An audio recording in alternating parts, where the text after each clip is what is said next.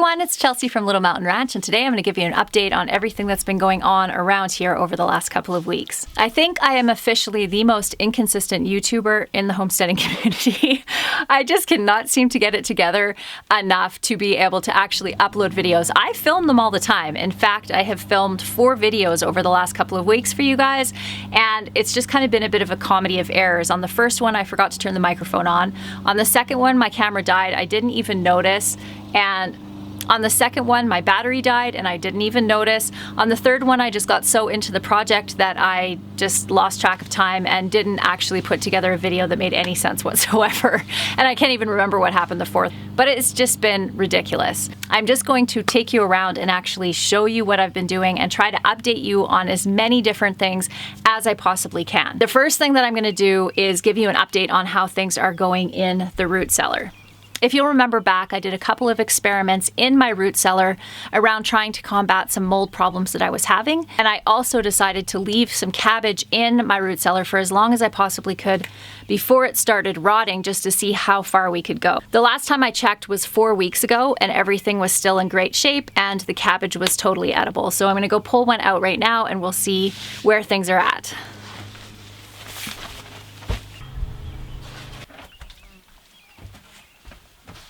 Okay, here we go. The first will be an apple. I'm not sure how long these have been in there for, but I think a couple of months anyway. And I was having issues with really musty smell with my apples. I don't want to fill this video up with too much explanation, so if you want to see the different experiments I did, you can go and check those out up there.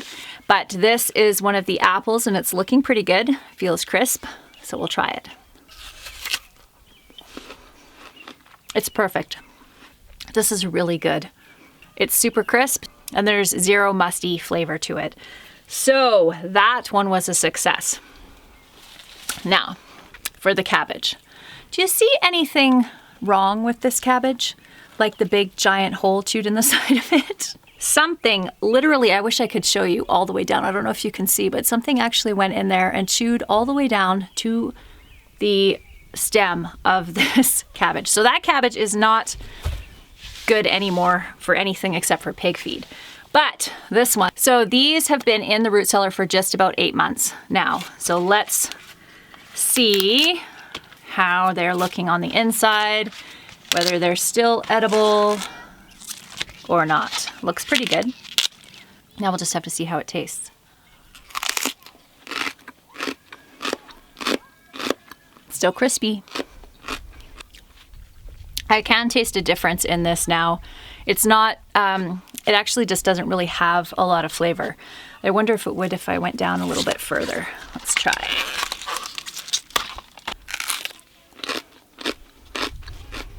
That's a little bit better. So we're definitely losing sweetness with the cabbage now, but it's still crispy, still tastes okay. It doesn't taste bad or anything, but it doesn't really have a lot of cabbage flavor. I'll leave a couple of them in there and just see how long we can go, because we're already at 8 months. It'd be pretty cool if we could make it a year before they actually start to rot, because there's no rotting. They're still totally firm. But I think I'll probably take these in and I'll use them for cabbage rolls or something like that.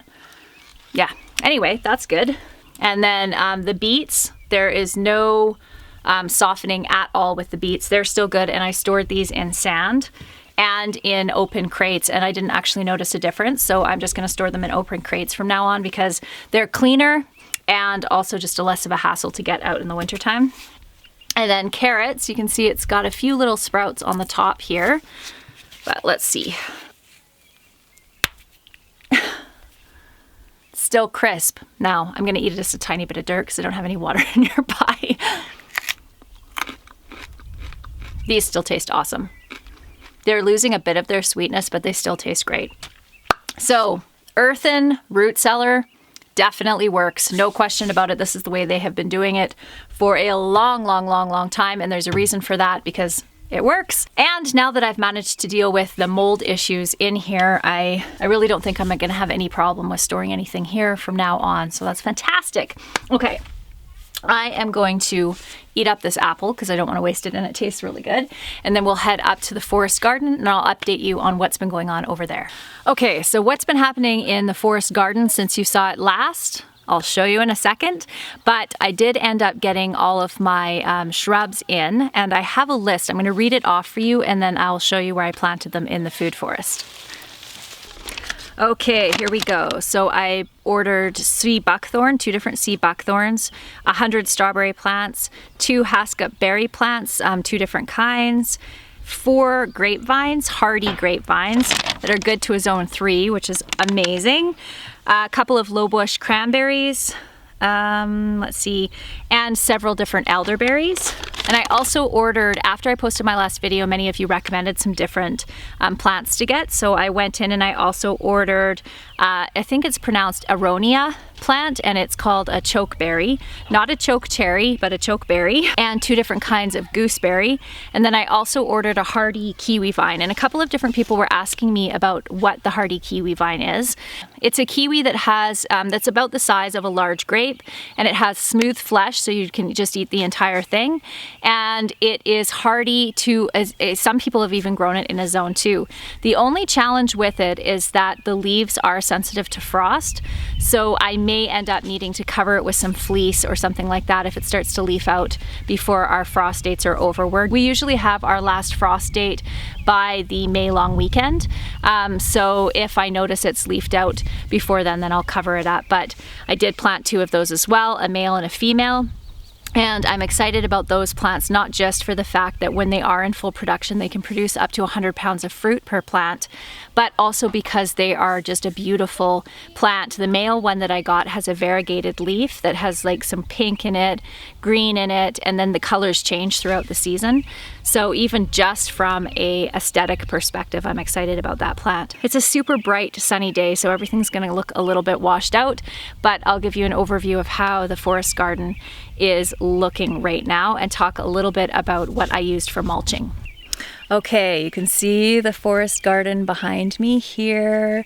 What I used to mulch this is actually really well composted sawdust. I'm gonna go back to the shady spot so I can tell you a little bit about it without the sun shining in my eyes. A couple of years ago, my brother-in-law was here and he was walking around in our hay fields, and we have a mound up on one corner or one end of one of our hay fields, and he said, you know, I think the top of this mound is sawdust, the whole thing. He was just kicking at the ground, and we didn't think much of it or have any need to look further into it until the other day when I was looking for a wood chipper to be able to do wood chips in my food forest, which is what I would really like to do in the long term.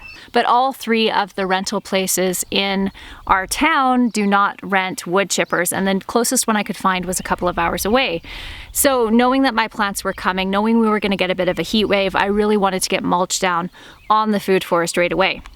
And Dan said, hey, what about that sawdust up on that mound? So we took the tractor up there and scraped the top of it off, and sure enough, it's basically an unlimited supply of really well-aged sawdust. And when I say well-aged, I mean like 40 years probably.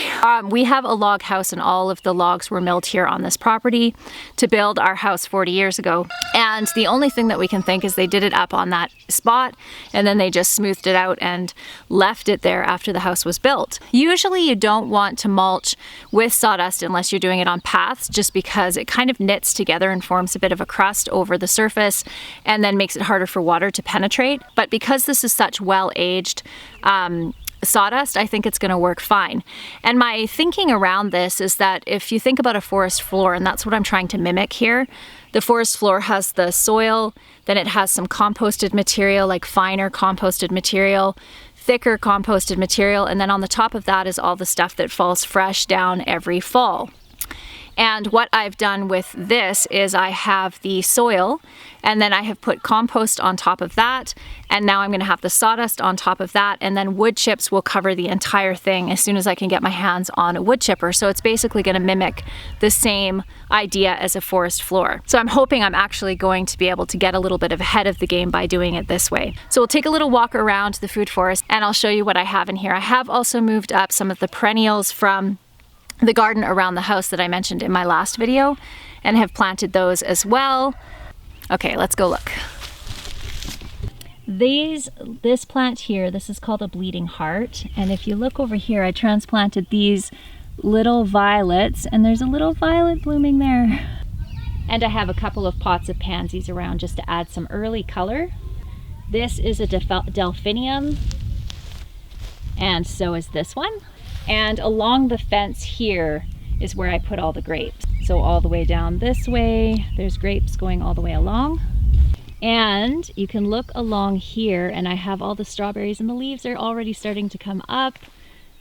And it goes all the way along the whole entire length of the garden is strawberries, and then also along this side. This is just a little evergreen shrub that I found that I thought looked really cute and added some color and will also give me some green in the wintertime in the forest garden. And I can't remember what this is called, but it's a little flowering shrub. It has tiny green leaves and little yellow flowers that look like sunflowers on it. Somebody probably knows the name of this.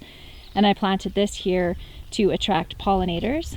And this is one of my apple trees. And in around the base of some of my fruit trees, I planted some rhubarb and some comfrey over here. And this is a pretty vine that likes to climb over and crawl over rocks and logs. So I planted a few of these along the edge so they can climb over the logs and onto the pathway. Another apple tree. And this is a Juliet cherry tree, so it's a bush. It's supposed to get about 6 feet tall or so and be more of a bushy type of tree. This is a rosemary plant that I overwintered in the house, and I put it in the ground here, but I will pull it out again in the fall and try to overwinter it again inside. It's not hardy enough to handle our winters. Just a couple of sunflowers. And another apple tree here, and in behind the apple tree, in these rocks, I don't know if you can see in here, but I put the low bush cranberry in here. It doesn't like, and I dug it out so it's a bit of an impression here so that it can collect water and stay really moist. Low bush cranberries like a really moist environment, so I've tried to create that here. I was thinking of putting these down in the marsh area over here, but I was worried they would just get eaten by the wildlife there. So I've put them here, we'll see if that works. And then over here, I have peonies planted, and I planted a couple different kinds of peonies. I make a really yummy peony syrup for yogurt and pancakes. And so I thought that that would be a really good plant to have in the food forest. I just divided these out from peonies I already had in my other yard. These flowers, all these little green patches that you can see in here, these are all, I can't remember what the mix is called. It's some kind of wildflower mix that's self-seeding that I put in this area. Another peony, some rock soapwort over there, and some beautiful purple irises here for some color. And this right here is an ornamental grass, and it reaches about 5 feet tall. I planted this in here so that I can create some shade in areas around it to be able to plant some more berry bushes in this area. These are all okra that I have planted in these. I don't know if this is going to work or not, but I'm just going to try it and see. But if you can see, there you can see the little baby okra plants inside of the little greenhouses, and they're growing really well, so we'll see if this works. Another evergreen shrub, cherry tree, and a rose, and I have a couple of other roses planted in here. And then in this patch here is actually my garlic, and you can see my little garlic coming up here, and there's a story behind this garlic. The story behind this garlic is it was gifted to me by Carol and Tim Eady, who are some wonderful subscribers of mine who are becoming good friends. They have been sending me video clips over the last year showing me their homesteading lifestyle. They've been homesteading for over 40 years, and they've been sharing their knowledge with me, which I just cannot tell you how much I appreciate that. And they've been encouraging me to start to seed save. So they sent me some garlic, even though it's late. They said just throw it in there, whatever you get out of it, replant again in the fall, and then you can start your own garlic seed saving system, which I just cannot tell you how much I appreciate that either. That's so thoughtful. So I've planted it, and it's all coming up, and I sent Tim a picture of it yesterday, and he was happy to see it's doing well. They also sent me a whole bunch of black beans and yellow beans that they had harvested last fall, and a video on how to harvest those in the fall and then thresh them out. I hope to have a bumper crop of beans this year. So thank you guys.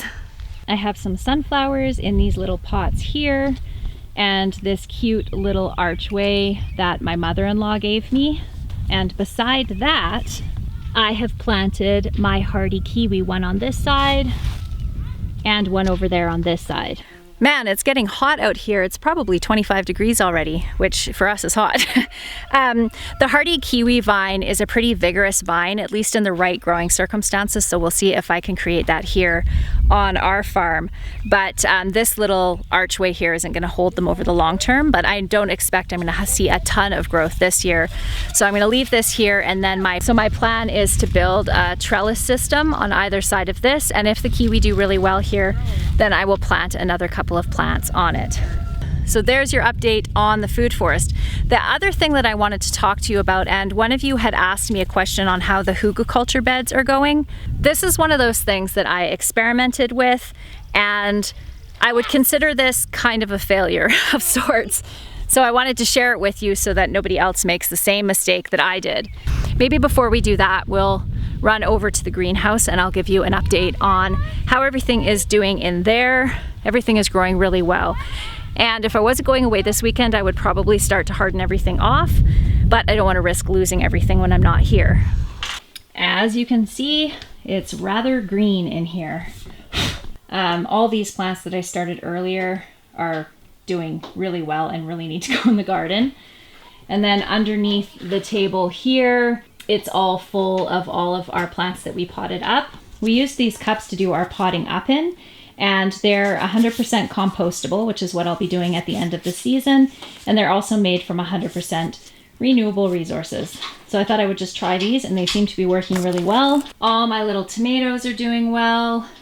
Pumpkins are starting to get big, and all the squashes in the back. I achieved my goal of planting more than double of what I did last year, which makes me really happy. And then the little patch that I planted here just to experiment with to see if I could get some early greens worked, and I can actually start this way earlier next year, which I will do. And on another happy note, all of my herbs, or most of my herbs that I planted last year, came back up again this year. This funny little plant here, this is actually horseradish.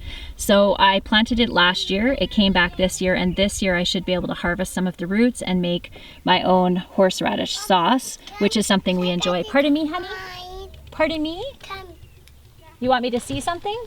I will in just a sec, okay? This is lemon balm, and that of course came back because this stuff is prolific here. And some mint over here, some oregano here that came back, more oregano, tarragon, which came back really well. I had no idea tarragon would grow so well here, and I'm happy because this is actually one of my favorite herbs to use. All kinds of oregano in through here that self-seeded from last year. I'm just gonna let this go crazy in this area because I can harvest it and use it all winter long. And then the chives, of course, came back as well, and they're looking great. Okay, let's go see. What do you want me to see? You want to come show? What did you see? Can you show me? Let's just go and see. You just want to show me instead of telling me? Yeah. Okay.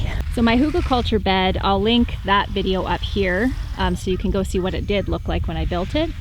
Went all the way along here and then all the way along this side. And as you can see, there is no hugelkultur mound here to be seen. Okay, so as you can see, there are no hugelkultur beds there. There are, but they are down under the ground. So what I did is I dug a trench and I buried all of the sticks, the twigs, the logs, and the compost, the mulch and everything in the trench, and then I mounted it up about 2 feet. And this probably should have occurred to me at the time, but of course everything as it settles in underneath, it's going to flatten out. I did not expect it to happen at such a rapid rate. I thought I would have a few years to be able to build it back up again.